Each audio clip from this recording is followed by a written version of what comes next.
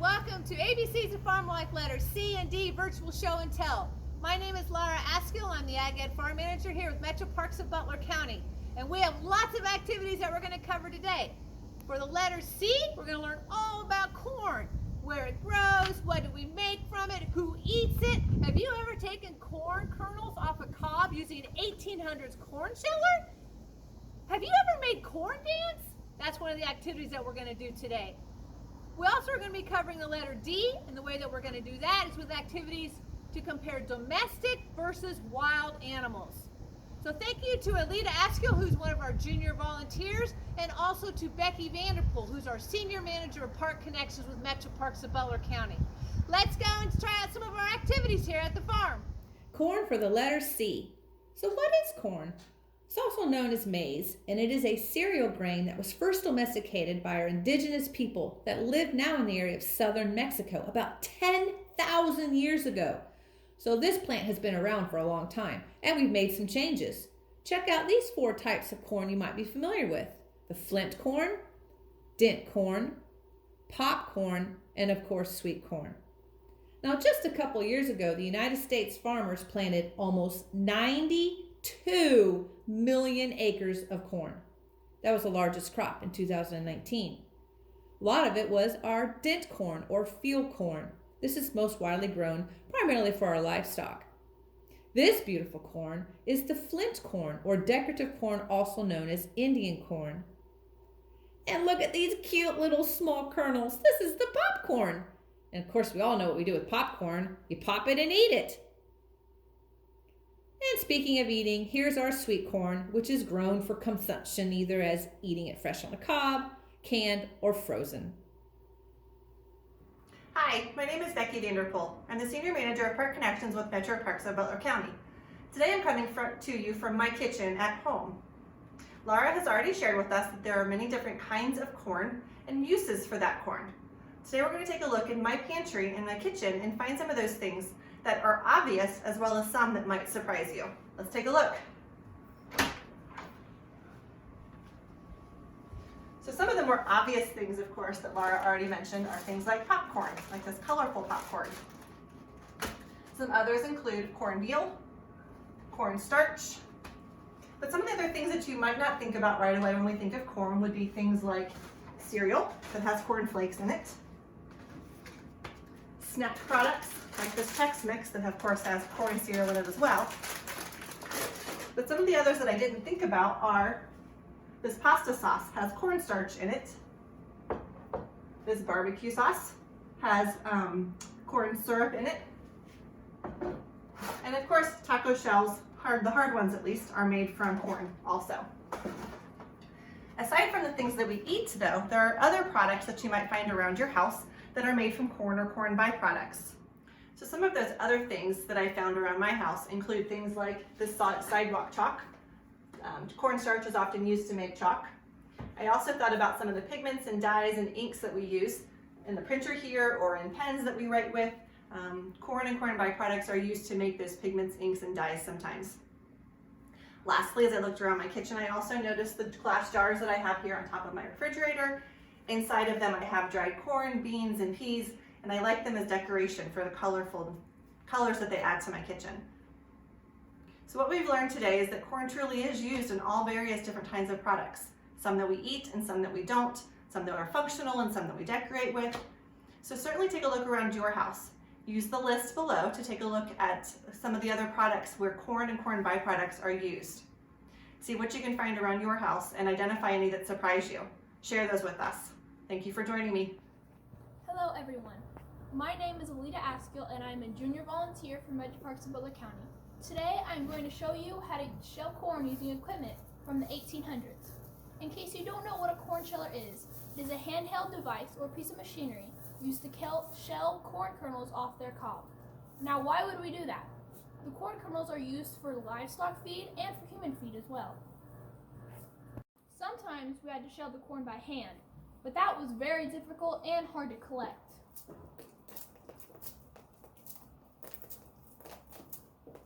Usually, we took a handheld device, put the corn in, and just did it like that. And And then we now collected the corn and put it in a separate bowl. Here are a couple of pictures of the freestanding hand-operated corn sheller designed by Lester Dennison in 1839. This type of sheller is called a box sheller. See how it's placed on a box? What you're going to do is turn the handle and the corn kernels are going to fall out into the box.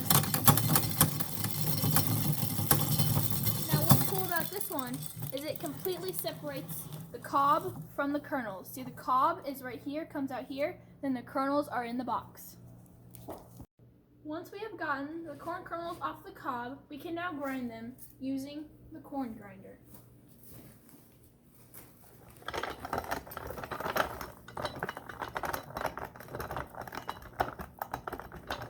Hello everyone, and welcome to the Dancing Corn Experiment. For this experiment, you are going to need to print off your instructions, and these are some of the supplies that you will need. You need dry popcorn kernels, cup measurer, vinegar, baking soda, tablespoon measurer, a glass jar, and something to put your glass jar on because this may get messy. The first step of this experiment is to get a cup of dry popcorn kernels successfully into your jar. The second step is to fill your jar about 2/3 of the way full of white vinegar.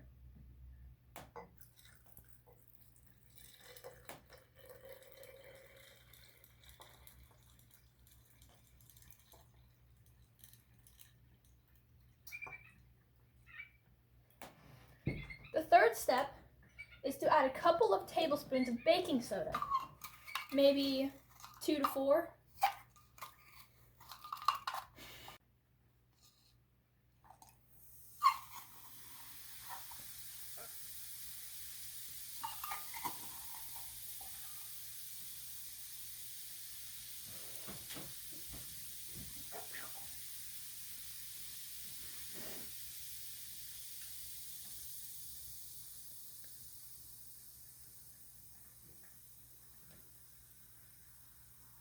After the majority of the fizzy bubbles settle down, the corn should start going up and down like they are dancing. So in case you don't know what's happening, the corn kernels are attaching themselves to the air bubbles, and this is making them move around in the liquid.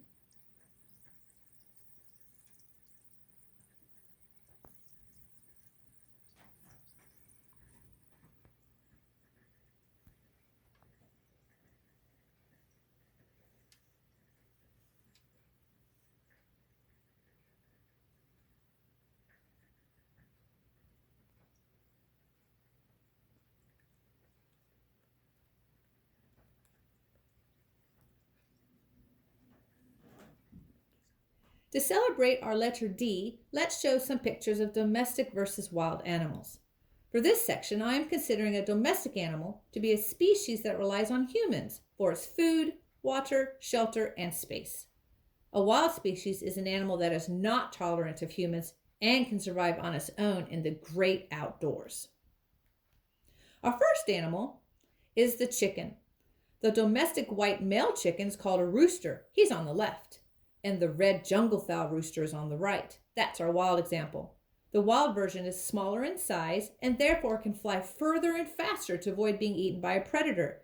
It will roost up high in trees and can run very fast on the ground too.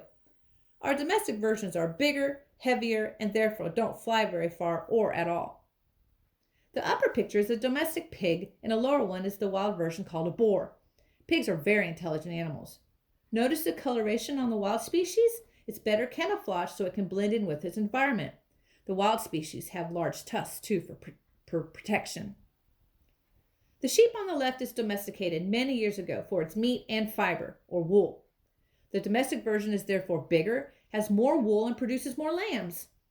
The wild version has less wool because they have to shed their own or has hair. They are lighter and faster to avoid predation. They eat less and don't have nearly as many foot and hoof problems as domestic sheep do.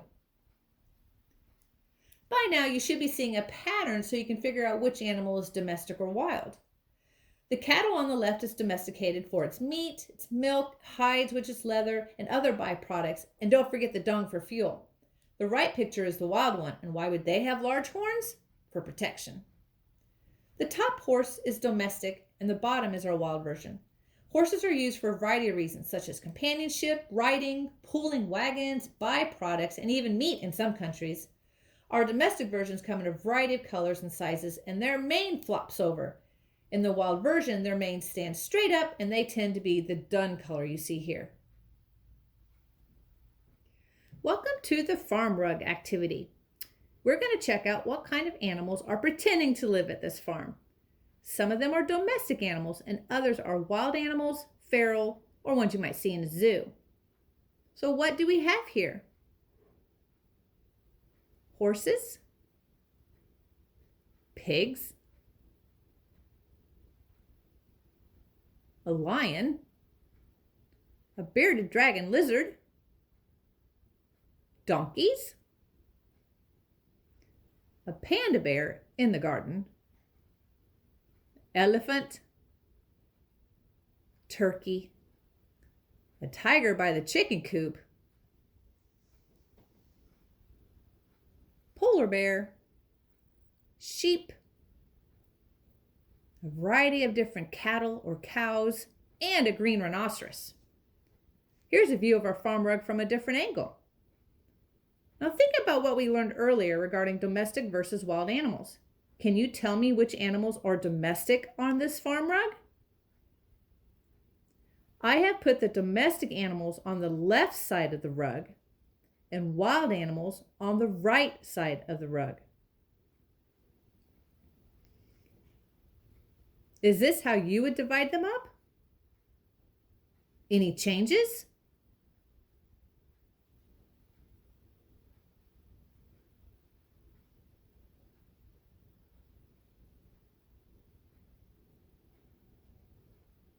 Well, good job, everyone.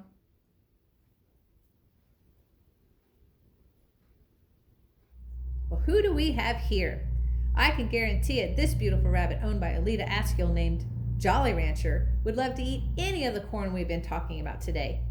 How do we know she's a Dutch rabbit? Well, look at her coloring or what is called markings. Dutches have a white saddle on their shoulder back area and a white blaze on their nose, their bellies, and their paws. Notice her big ears that constantly move around to help locate where the noises are coming from. Also, her nose is constantly wriggling. Can you wriggle both your ears and your nose? Rabbits twitch their noses because moving it causes the very sensitive smelling organs inside their nose to also move and therefore exposes them to more air. This means they are more likely to smell a scent. The faster it is wriggling, the more attentive the rabbit is. Now I keep calling this rabbit her. How do we know she's a girl rabbit? Adult female rabbits have a dewlap under their chin. See it? Jolly Ranchers looks like she has a double chin. The fur located here is pulled out by the mama rabbit and is used to line their nesting cavity for their babies. This ensures the naked and blind kits have somewhere safe and warm to grow up in. Thanks, Jolly Rancher, for being our special guest star today. Thank you so much for joining us for our virtual show and tell called ABCs of Farm Life, celebrating the letters C and D. Keep an eye out for our next program, which is going to be scheduled for Sunday, February the 7th at 2 p.m. And its title is Love is Chocolate. So you don't want to miss that program. But if you can't catch us at that time, don't worry. All of our programs are listed on our website at yourmetroparks.net. Go to log off, shut down, get outside, and you can view it at your own leisure. Thank you very much.